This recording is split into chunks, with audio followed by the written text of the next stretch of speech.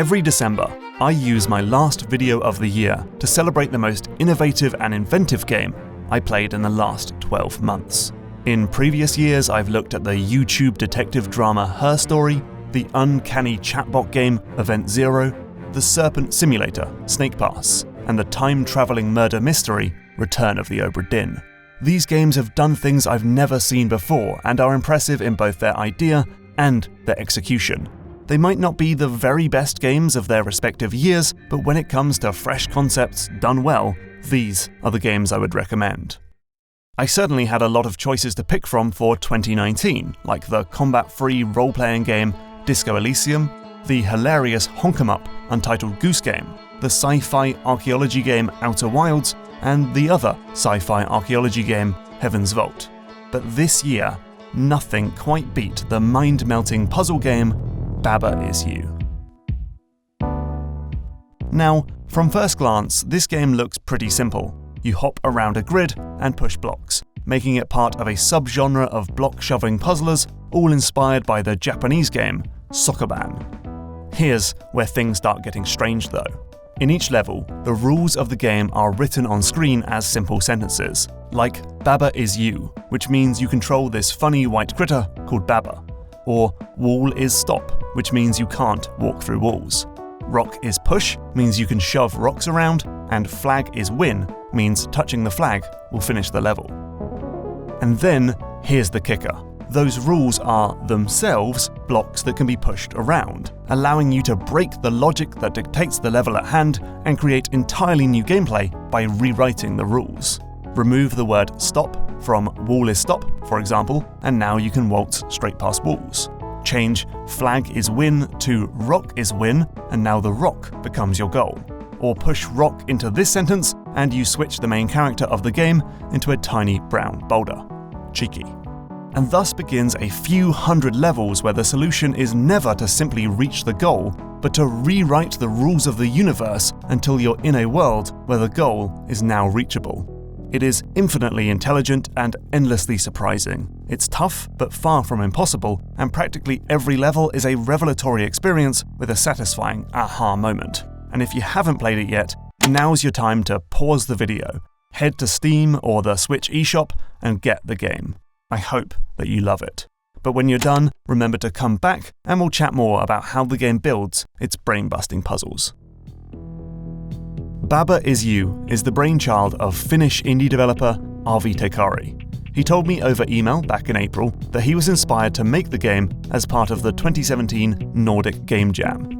The jam's theme was not there, and the word not made him think of logic operators in programming languages. Combine that with a block-pushing puzzle game like Snakebird or Steven's Sausage Roll, and this resulted in a mental image of a block of ice not melting in hot lava due to the statement, "Ice is not melt."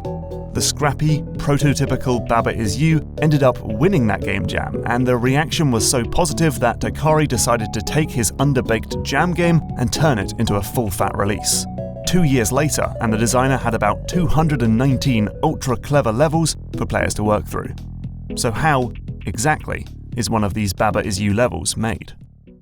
To start, Teikari tries to think of an interesting interaction or setup that could come out of the game's encyclopedia of words and rules.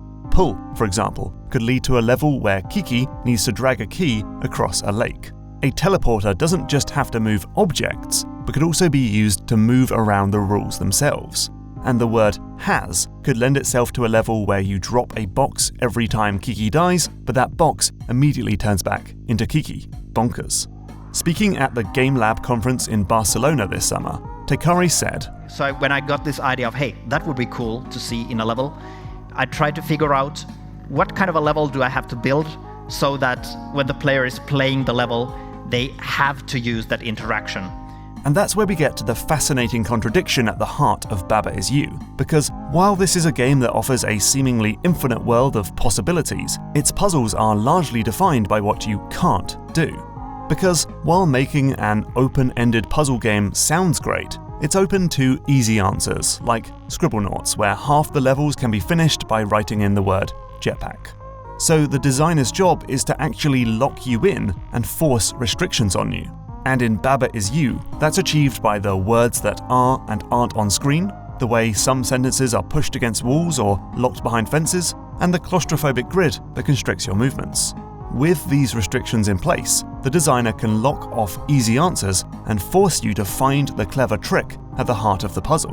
Teikari calls this process reverse engineering, of essentially starting with the solution and then working backwards to throw up restrictions and make a puzzle that supports it. As an example, take the level Baba Doesn't Respond. In this level, we play as Kiki, and the solution is to use 2 belts to redirect a moving Baba. So how does the designer force this interaction? Well, let's start by putting a wall and a locked door between Kiki and the flag. If we put a rule here, like door is shut and open, we can push the word shut over and then go over to the flag. But if we put a read here and make it so that creating the first sentence simultaneously makes the rule read is defeat, we suddenly put Kiki in a pickle. Opening the door also denies access to that door. Quite the catch. So, the player will hopefully realize they need to have Kiki be stood in this exact spot when the rule is triggered, and they just need to figure out how to move the sentence from afar. Answer: Baba is move. Now, the level would be way too easy if we could just put Baba here, make Baba is move, and then walk to the right spot and wait for Baba to walk into the words. So, some restrictions are added. This single hedge block means Baba only has a tiny run-up, and having move be in the corner makes it impossible to, well, move, so the sentence Baba is move has to be made on the furthest left edge of the screen. These two things combine to make it impossible to make Baba is move and then walk to that all-important spot, because Baba will have already made the read deadly by the time you get there. And thus, you must use these belts to create a much longer path for Baba to take, choo-choo rocket style, which will give you enough time to walk across the level before he triggers the sentence change. Then it's just a case of sprinkling on some pretty decoration and putting in some other bits to restrict your movement or stop unintended solutions, though many of those are left in by the designer, provided they don't make the real solution trivial. So, as you can see, the solution to the puzzle is actually pretty simple, but by obfuscating the answer behind a sequence of problems, it creates this interesting phenomenon where Teikari is working backwards from the solution, locking up doors behind him as he gets to the starting conditions for the puzzle, and the player then moves in the opposite direction, opening each door in turn until they get to the solution. And by setting the stage up in this way, the player is actually somewhat lured towards the solution. Each level contains a number of tiny problems that render something impossible, forcing the player to find a different, more creative way to overcome the problem. These stumbling blocks then stack together, creating a pathway to the level solution. Here's how that looks in a favourite stage of mine, Tiny Pond. In this level, the word win needs to be released from a pond. The water is tagged as shut, and Baba is tagged as open, which means you can walk into the water to unlock it and gain access, but this also destroys Baba. So we're going to need to try something else. We've got two other words, key and flag, so we could make key is open, but there's no push verb, meaning the key just sits there. The only way to make it move is to write key is you, but we run into the same problem. You're destroyed as soon as you touch the water. By now, you should hopefully be thinking, okay, maybe I can be both Key and Baba at the same time, because when one dies, I can still control the other one. But sadly, there aren't enough words to make that sentence work. However, the sequence of logical leaps have got you this far, and there's only one possible way forward now. If you make flag is key, you've got two keys, and now if you have key is you can control both, sacrifice one to open a hole in the water, and use the remaining key to finish the stage. It's really clever. The setup for this stage walked us right into the central problem of the level.